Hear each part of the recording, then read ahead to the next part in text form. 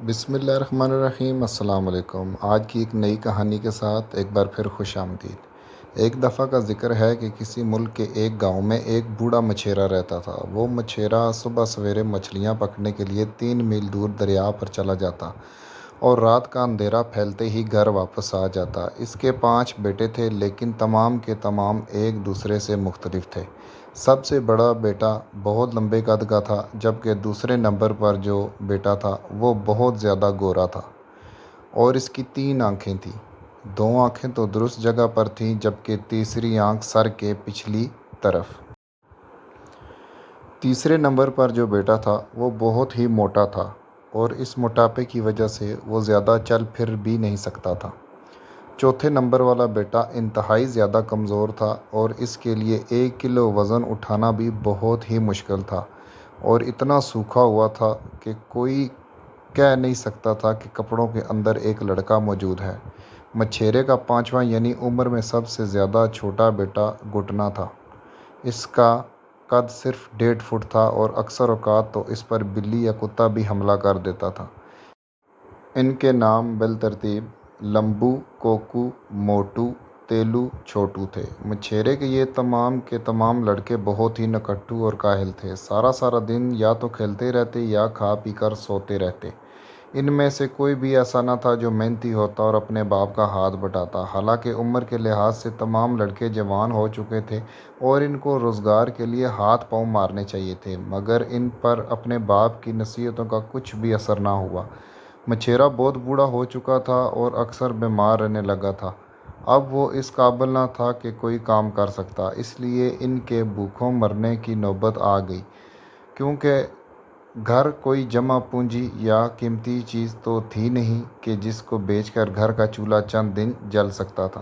اس لیے مچھیرے نے ان خطرناک حالات کو دیکھتے ہوئے اپنے بیٹوں کو طلب کیا اور ان سے کہا کہ اب وہ کوئی کام دھندا کریں، ورنہ سب کے سب بھوک سے ہلاک ہو جائیں گے۔ مچھیرے کا سب سے بڑا بیٹا کھڑا ہوا اور اس نے گھر کی ذمہ داری قبول کی۔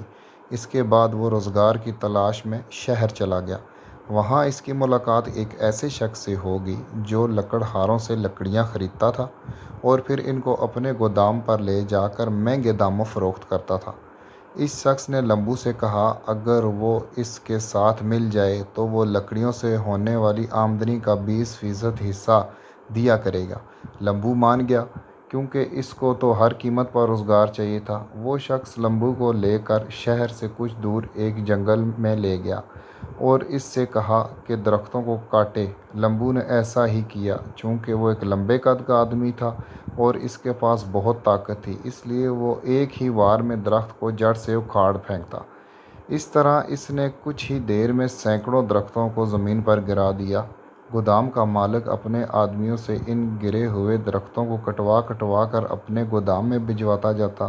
لمبو بہت حیران تھا کہ آخر وہ یہ کام اپنے ان آدمیوں سے ہی تو کروا رہا ہے، پھر اس نے مجھے درختوں کو جڑوں سے اکھاڑنے پر کیوں لگا رکھا ہے؟ اس سے تو اسے کوئی فائدہ حاصل نہیں ہو رہا۔ وہ کئی دنوں تک یہی کام کرتا رہا، لیکن اس کی سمجھ میں کوئی بات نہ آئی۔ ایک روز لمبو درختوں کو اکھاڑ کر زمین پر پھینک رہا تھا کہ اس کی نظر گودام کے مالک پر پڑی، جو کچھ ہی دور ایک اکھڑے ہوئے درخت کی جگہ پر کھڑا خوشی سے اچھل رہا تھا۔ لمبو اس کے پاس گیا تو اس نے دیکھا کہ اس آدمی کے ہاتھ میں ایک بوتل تھی جس کے اندر کوئی چیز ہل رہی تھی۔ اس بوتل کے منہ پر ایک کپڑا بندھا ہوا تھا۔ لمبو نے جب اس سے اس بوتل کے بارے میں پوچھا تو وہ آدمی غضبناک نگاہوں سے لمبو کو دیکھنے لگا اور پھر بجائے کوئی جواب دینے کے اس نے بوتل کے منہ سے کپڑا ہٹا دیا، جس کے ساتھ ہی ہر طرف دھواں پھیل گیا اور اس میں سے ایک جن نمودار ہوا۔ جن نے آتے ہی گودام کے مالک سے کہا شکریہ میرے دوست، کیونکہ تم نے مجھے اس بوتل سے باہر نکال کر مجھے آزادی دی ہے۔ آج کے بعد میں تمہارا غلام ہوں اور تم مجھے جو بھی حکم دو گے میں اسے پورا کروں گا۔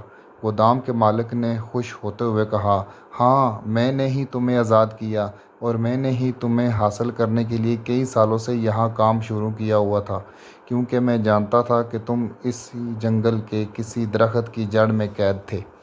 اب میں تم کو حکم دیتا ہوں کہ تم اس لمبے لڑکے کو لکڑی کا بت بنا دو۔ کیونکہ یہ میرا دشمن ہے۔ لمبو نے جیسے ہی یہ سنا وہ گھبرا گیا، کیونکہ اسے ساری صورتحال کا علم ہو گیا تھا، لیکن جیسے ہی اس نے گودام کے مالک سے بوتل چھیننے کی کوشش کی، لکڑی کا بت بن گیا اور جنگل میں اسی حالت میں کھڑا رہ گیا۔ کافی دنوں تک جب لمبو واپس نہ آیا تو اس کے باپ نے اپنے دوسرے بیٹے کوکو کو اپنے بڑے بھائی اور روزگار کی تلاش کے لیے بھیجا۔ کوکو بھی اپنے بھائی کی طرح روزگار کی تلاش میں شہر آ گیا۔ چونکہ وہ پہلی مرتبہ شہر آیا تھا، اس لیے اسے کچھ بھی سمجھ نہیں آ رہا تھا کہ کیا کرے اور کس کے پاس جائے۔ جو بھی شخص اس کو دیکھتا وہ حیران ہو جاتا، کیونکہ اس کی 3 آنکھیں تھیں۔ وہ جب بھی کسی بازار سے گزرتا تو وہاں موجود بچے اسے دیکھ کر مارے ڈر کے بے ہوش ہو جاتے۔ 2 دن تک وہ بھوکا پیاسا نوکری تلاش کرتا رہا، مگر اسے کچھ کامیابی حاصل نہ ہوئی۔ پھر تیسرے دن اسے ایک سونہار نے اپنے پاس۔ اس کہانی کے اگلے پارٹ تک کے لیے جڑے رہیے گا اسٹوریز دنیا کے ساتھ۔